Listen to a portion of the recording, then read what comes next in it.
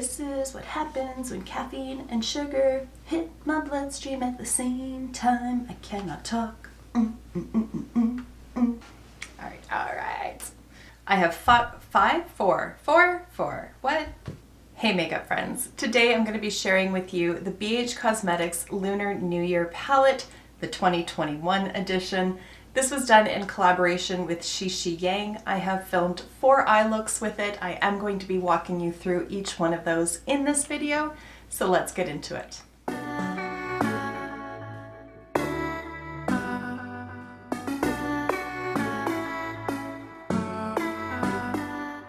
Now before we get started, I just want to welcome you back to my channel, or if you are new here, then hello and welcome. My name is Kara, and on my channel we like to mix beauty, brains, and the occasional F-bomb. Now, if you're not new, perhaps you are aware that I have a massive crush on BH Cosmetics. I snoozed on them for altogether way too long, and then Angelica Nyqvist talked me into getting the Blueberry Muffin palette back September, October, something like that last year. And it has opened the floodgates. I now have all but one of the Sweet Shop palettes, and I am slowly building my Weekender collection, I think they call it, like their travel series that they have. I have the Blueberry Muffin, I have the Avocado Toast, and I love all of them. I wasn't super wild on Lost in LA. The performance side of things was fine, but I'm just not a huge pastel fan, so that's just more personal preference than anything else. The quality of the shadows from palette to palette is very consistent and is very, very good. Both their mattes and their shimmer formulas. I have fallen hard for BH. So when I saw this one get released, obviously I hopped right on that. I really like the color story that's going on in here. So obviously it's inspired by Lunar New Year. That shouldn't come as a shock given that that's what it's called. But Lunar New Year, reds, golds, really rich, beautiful tones. And that is represented well in here. Now, I have said before on my channel that I really like 5 to 6 pan palettes. That's really kind of my sweet spot. Up to 12 is totally fine, but then you get into like 21 and it can get really overwhelming for me. However, I have found that with this palette, that is not the case. I don't open it and look at it and just draw a blank. In fact, when I look at it, I see all sorts of different looks coming together in my mind, which to me is the sign of a fantastic color story. Like I said in the intro, I did film 4 looks, but I could easily come up with more, either using the pressed glitters that are in here or not.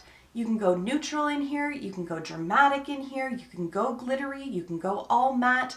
There is really something for everybody in this palette, and you'll see that sort of represented in the looks that I've done. I did do a very basic look, but then I also did some more fun and dramatic looks as well.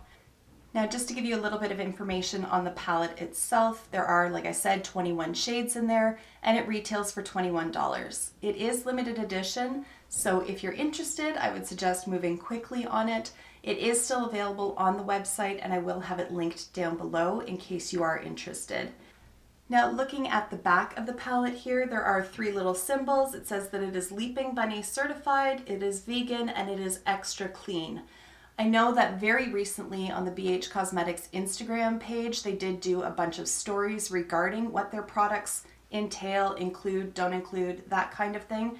And they did have a little bit of an explanation regarding extra clean. So for more information, I would refer you either to their website or to their Instagram page as well.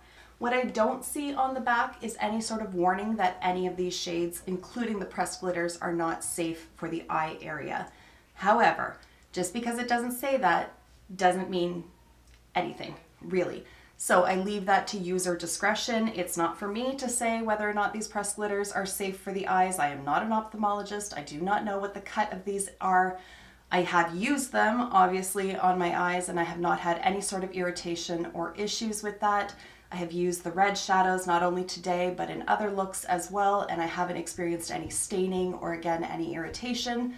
That's just one person's experience, so I leave that decision to you. Pressed glitters can be a little polarizing, I know, but I just did want to mention that there are pressed glitters in here. So this one here, this over here, this one, and then this like multi-chrome kind of shifty one up here. It's beautiful. So there are 5 out of 21 shades are pressed glitters. The rest are largely matte with the exception of 4 shimmer finishes. So this deep sort of grungy green olive shade here, this brighter copper, and this almost like pinky sort of bronze shade over here, and then this pretty taupe kind of tone over here. Oh, and this one as well. This one's kind of like a whitish gold kind of shade here. In terms of the packaging, it is a cardboard packaging, which I frankly like because then I can just fold it over and I can hold it easily in my tiny hands. I am 5'9" and my hands are like disproportionately small to the rest of my body. There's a little bit of information nobody needed to know, but anyways, I can hold it very easily, so I expect even small children could. Now, one thing that is missing in this palette is a mirror, and that is also addressed in the BH Cosmetics stories that they just posted.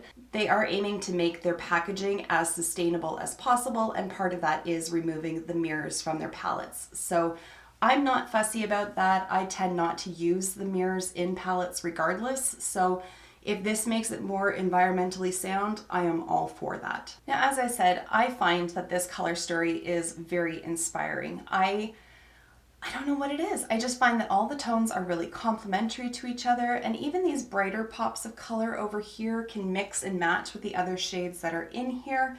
I just really like what's going on. It's not neutral, but it's also not like really unapproachable. It's not, I don't know how to describe it. It can be bold depending on how you pair things, but you can also pull out some like really grounded neutral looks from this. If you just want to dip your toe into the world of color, there's some really pretty red shades or this nice punchy lime green over here, but it's a really soft lime green, so it's not like in your face, which can make it a bit difficult to pull off. I've really enjoyed the user experience with this palette as well because these shades just perform so nicely. Even this matte black shade here, it does not get stubborn on the eyes at all. It's very pigmented and yet it blends out really nicely as well. The only thing that I would really tweak with this palette would be this red shade right here. I wish that it was like a true red. I do find that it kind of blends out a little bit pink. It's not a huge deal breaker for me, but I would have loved if it had just like remained cherry red on the eyes. And then the other point that I would make are these two shades here are very similar once they're swatched out. There are slight differences, but once they're applied to the eyes and blended out, it's hard to really detect the difference between the two. Now, having said that, there are 21 shades in here, so the fact that 2 of them are close together isn't really as much of a deal breaker for me as it would be if it was in, say, a quad. So I really don't have any major complaints on it. I do like that these 2 really deep shades here have a strong red undertone, so it just plays really nicely with everything else that's going on. So that's really all the information that I have to convey on the palette. I did, like I said, film 4 eye looks. I am going to do them as a voiceover style simply because you'll see I'm wearing headphones as I'm doing some of these looks. I'm just listening to podcasts and just having fun with my makeup, and I didn't want to distract myself by talking my way through the application. Here are the eye looks. Alright, so here we go with the first look, and this is the very neutral look that I was talking about. I did this while I was getting ready for work one morning, but I did want to include a little bit of color, so you will see that when it comes to the lower lash time. But for now, I'm just buffing that really light shade into my transition area. And then I'm going to go in with a deeper shade here. I've decided for this video, I'm not going to tell you the names of everything because I point to them, and unless you have the palette right in front of you, me telling you the shade name right now, I don't really see what that adds to anything. So at least that's what I'm going to tell myself. So I've just gone in with a really light application of that shade, and you can see that I'm just sort of mapping out the shape that I want to make on my eyes. I'm just blending that halfway across the lid there. And then I'm going to go in with that shimmery taupe shade. I didn't use a setting spray on this, I just applied it dry, and I still think that it had beautiful shimmer payoff. Sometimes that's not really the case when you go in with them dry, but with these ones it really worked out. And then I'm using that same brush from before and just blending out where the edges of the shimmer shadow are.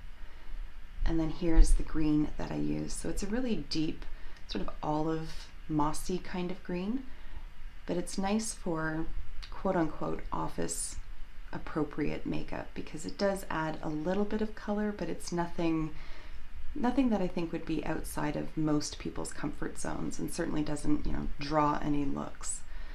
And then I'm just going to go in and highlight my inner corner and brow bone and apply liner and mascara, and there is the completed first eye look. And I love this for going to the office. This is sort of what my office, like day-to-day makeup looks like.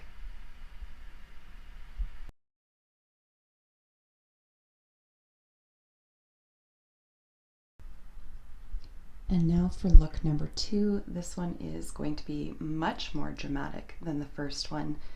If you caught my new releases video from last week, I can't remember the date on that one, but whatever last Saturday was, this was the look that I was wearing in that video. It's all black and red. So you'll see that I spent a lot of time building up the different red shades throughout the crease and up towards the brow bone. And I just keep layering them and adding more depth and more darkness to it. And then going back and forth. You won't see it in this video, but I do go back and forth and blend out. After each new shade, I use the previous brush, if that makes sense. So like the brush that I'm using here, after the next shade, I would go back with this brush and blend it out again. Does that make sense? I hope so. But I find that just helps to get as seamless of a transition as possible. But as you can see, like these shades, they blend out so nicely. There really is no stubbornness with them. There's no patchiness on the lids. Like I really enjoy the quality of these BH palettes. All right, and then just going in with an even deeper red. Like I said, it's just building it all up and really just taking my time. Like this look in particular was not a quick look to do, but I was really pleased with the overall results of it. So I mean, while this is not a day-to-day kind of look for myself, it's fun to play with it. And I mean, that's the joy of having this channel as well, is that I get to just sit down and play with makeup and then wear it in a video. So I never feel like I'm just sort of wasting my time when I'm spending all this kind of time creating these looks. And I'm not, oh I am, you can see the white cord. I am wearing earbuds in this one. I just, for whatever reason, only kept it in one. Yeah, and then I stabbed myself in the eye because that tracks. But I love just throwing on a podcast and just relaxing. This is my form of meditation, to be honest. I just find sitting and like being creative, taking the time to just blend, it keeps my hands busy, it keeps my mind busy, and it allows me to just focus on what it is that I'm doing and just unwind from the day. So makeup is basically my therapy. So there you can see again, I had applied that black, and then I'd go in with the red brush, or the red shadow on that brush to blend everything out and really build up that red again. I was finding after applying the black that the look was getting a little bit too black centric, if that makes sense. Like I didn't want the eyeshadow to be black. I wanted the red to really show through on it. So then I'm going in with the white clean canvas from Gerard Cosmetics. And you'll see I'm just doing it sort of like a halo eye. I'm just placing it on a very specific area on my lid. And that's just to help the shadow that I put on top of it show up more intensely and a little bit more bright than what it otherwise would have, especially with all that black shadowing, all that black shadow around. You could just use concealer for this, but I had the white clean canvas, so I figured I would use that instead. And there you can see the red really does show up with a bit of a punch there. And ultimately I am going to place glitter on top of it. You can see I didn't include the glitter glue going on, but I just put it on top of where that white was, or where the red shadow was. But the reason I put the red shadow down was so that the red glitter showed up even brighter as well, just so that any little space between the glitter would still have that red base to it. So that was my thinking behind that. And then I went back in with that black shadow and spent a little bit more time blending where the edges of the glitter was and building up the crease as well.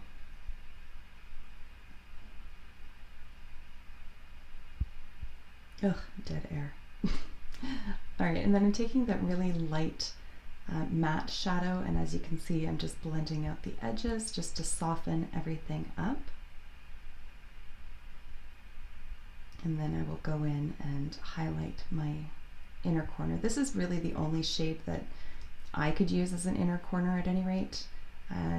Although that's not entirely true. I think I use the yellow in the next look, but we'll get to that. Anyways, there is this gorgeous vampy look. And paired with like a black lip, it would make it even more intense.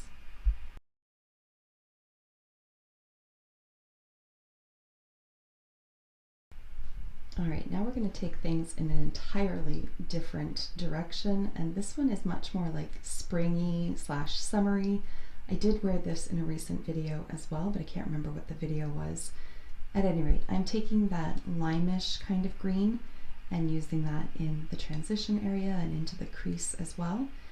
You can see that it applies really lightly at first, but I am able to build it up so that it shows more fully opaque. And I actually like when a shadow's like that. It gives you a little bit more range of options, and I didn't find that it took an awful lot to build this shade up. It wasn't frustrating to work with at all. I did apply glitter glue all over my lid and then went in with this insanely beautiful pressed glitter. It's like there's pink and there's green and there's like a little bit of like a golden kind of yellow in there. It's just really beautiful on the lids. And then using a more pinkish kind of red to line the lower lash line. And then I do go ahead and blend that out with a little bit more of that lime kind of color. I don't think it's lime. It's definitely not lime. I don't know what to describe that as. Sort of like a pale chartreuse? I don't know. Anyways, there we go in with the yellow, and I use that on my inner corner. And again, this yellow applies with beautiful intensity. I'm looking forward to playing more with that yellow. And then I don't really like matte inner corners, so I just applied a little bit of that shimmery kind of satiny shadow on top of the yellow. And then I used an orange pencil and a yellow pencil along my waterline. And I opted not to put any liner on my upper lashes. I just went in with mascara. But I did decide to use a yellow mascara on my lower lash line. This is from a brand called Quo, which you can find at Shoppers Drug Mart. But if you're American, I don't have a yellow mascara recommendation for you. I apologize. But this one just shows up so nicely. But there you have it. There's the completed look, and I think it's just so like bright and fun. This one really made me happy. I like this one.